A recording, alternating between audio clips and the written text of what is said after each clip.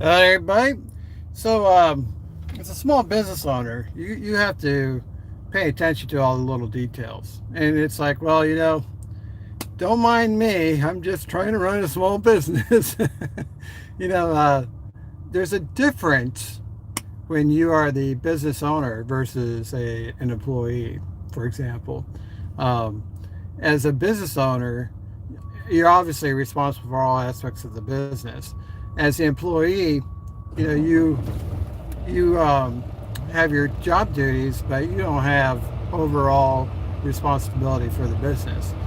As a result, owner operators are somewhat um, characterized as control freaks. It's nothing personal, but they almost have to be in order to be profitable. Let me give you a couple examples. I'm very choosy about who I spend time with.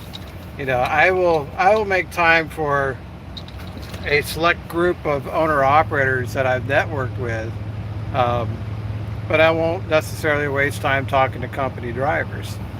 It's nothing wrong with the company drivers. It's just that I have to control how I spend my time and who I spend it with wisely. I don't have a lot of time.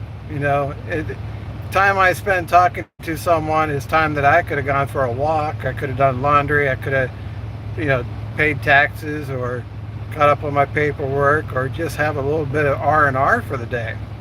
So I have to be very specific and careful who I spend time with and who I'll make time for.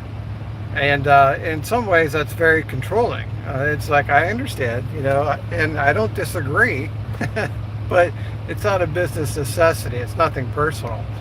When you run a small business, you track every receipt. You look at every cost, cost per mile.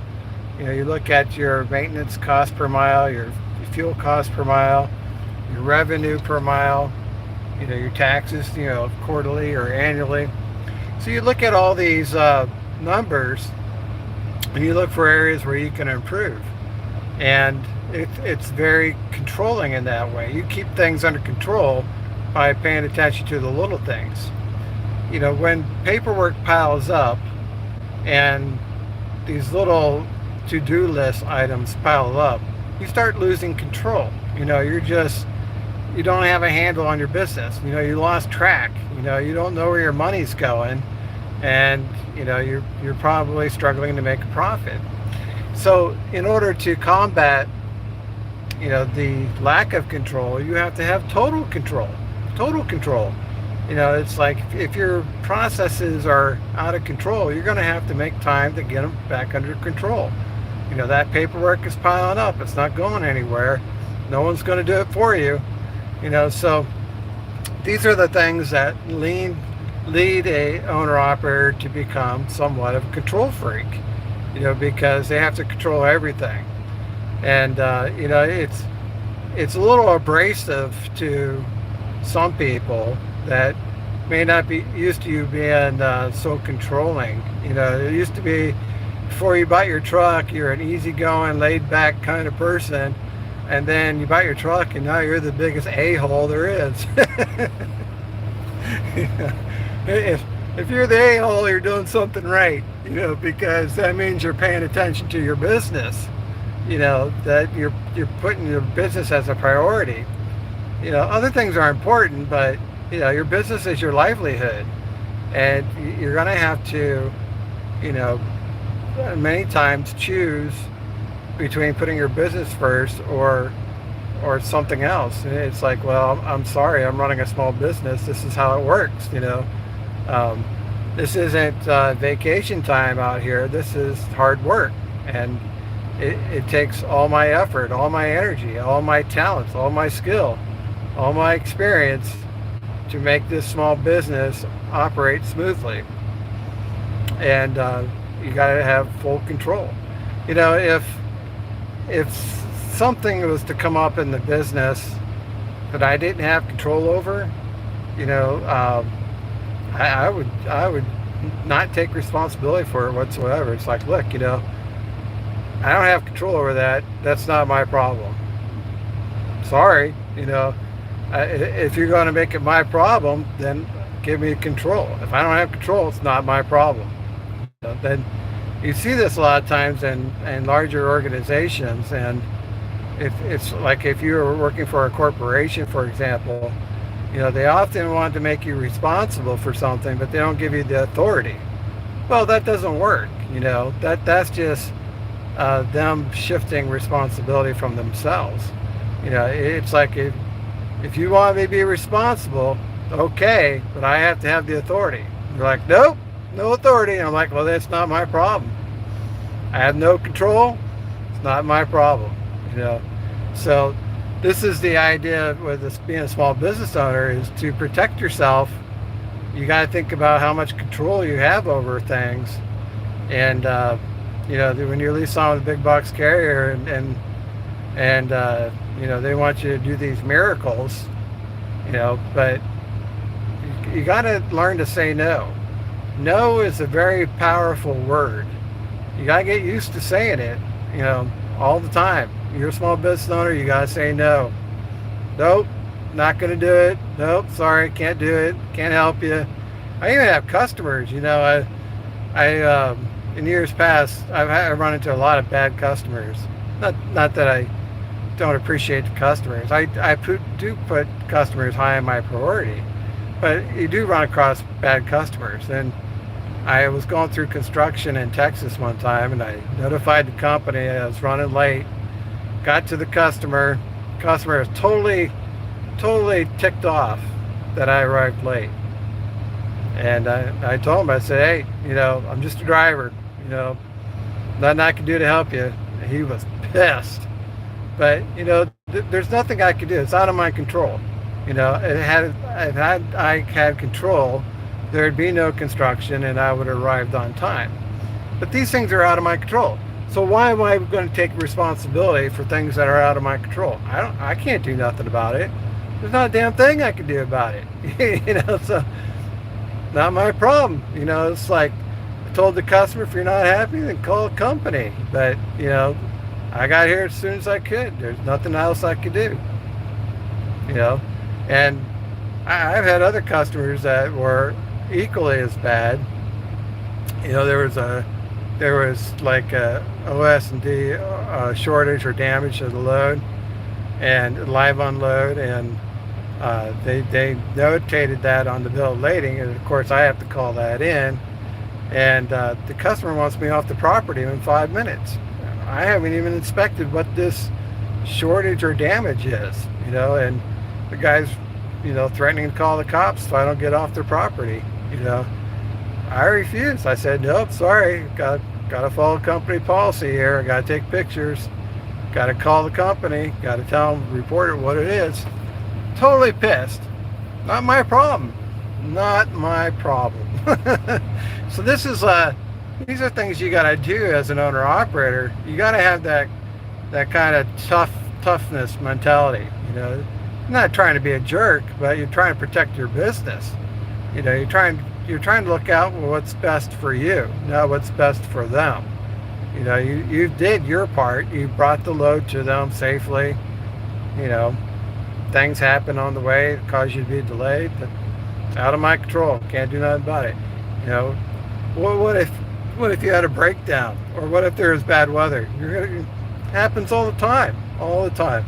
All you can do is communicate, and if the customer's mad, the customer's mad. There ain't nothing you can do about it. But it happens all the time with owner operators that they have to make hard decisions about what's best for their business. And people get offended when you're not willing to bend towards their will. And it's like, oh, sorry, I'm running a business. I can't haul these loads for free. There's times when I even tell Crete, they got a heavy dog food load, 45,000 pound load. They want me to haul it through the Rocky Mountains, and according to their pay schedule, this load is over 1,000 miles, so it's only paying like $1 per mile. I'm like, nope, not gonna do it. Oh, but we really need this. We have to have it. I'm like, can't help you. Sorry. But if you want to pay more, I'll haul it. But if you don't want to pay, then you'll have to find another driver. This happens all the time. You have to tell people no. Um, Even mechanics sometimes, sometimes you take your truck to Freightliner and they come back with this laundry list of things they want to fix. They found the smallest little things on their inspection of the truck. Generally speaking, I authorize everything, but when I was first starting out, I really had to watch my pennies, because I didn't have a lot of money for maintenance. And here they want to put the truck in like new condition. It already had 600,000 miles on it. It was like, I don't need to look like, showroom quality. I just need it to run. So I would have to tell the mechanic no. It's like, well, let's focus on the major things, and these minor things, I'll take it to Crete, let the Crete mechanics fix. And why am I going to pay the Detroit Diesel certified mechanic $200 an hour for minor repairs? Those things can wait. I'll let the Crete mechanics who only pay $75 an hour, let them do it. So you're constantly in a situation where you have to tell people no. You just do. They see you as the rainmaker. You make it rain. You got the money. So they would like to get that from you. They offer a lot of services, a lot of products, and you're going to have to just get used to the idea of saying no. You can be kind of nice about it, like, well, thanks for bringing that to my attention, or thanks for offering that service, but now's not the right time. I'm not interested, or something. You don't have to be totally an a-hole about it, but you're still telling them no. But yes, as an owner operator, you have to be a control freak. You have to control all aspects of that business. You have to control your maintenance schedule. You have to control your accounting, your financing, your insurance, your fuel mileage, your miles per gallon, how many miles you're getting for the week, the month, the year. And you have to manage your time wisely. There's oftentimes I'm passing through a Crete terminal, and the bullshit is flying high and deep. I don't have time for it, and it's nothing personal. Now, if it was owner operator and I felt like I could learn something from them, or I could help them out, I'll make a little more effort, to be part of that conversation. But generally speaking, if it's a company driver, wish them well, but I'm not gonna complain about dispatching with them. That's a complete waste of time. Company drivers have company driver issues. Owner operators have business issues. Owner operators control their operation. Company drivers react to what the company is asking them to do. Owner operators decide what the company is going to do. There's a big difference, very big difference. So, whereas I may not talk to a company driver, I generally will make time for an owner operator, especially if it's someone I know. If it's someone I know who's an owner operator, I'll make extra time for them. Or if it's a veteran, I'll make time for another veteran. But a regular company driver, not so much. Nothing personal, but I don't have time. I just don't have time. When you're leased on with a company with 5,000 drivers, most of those drivers are company drivers, and they all want to talk to you. They all want to talk to you and ask you about becoming an owner operator. I don't have time to answer all these questions. It's the same question over and over again.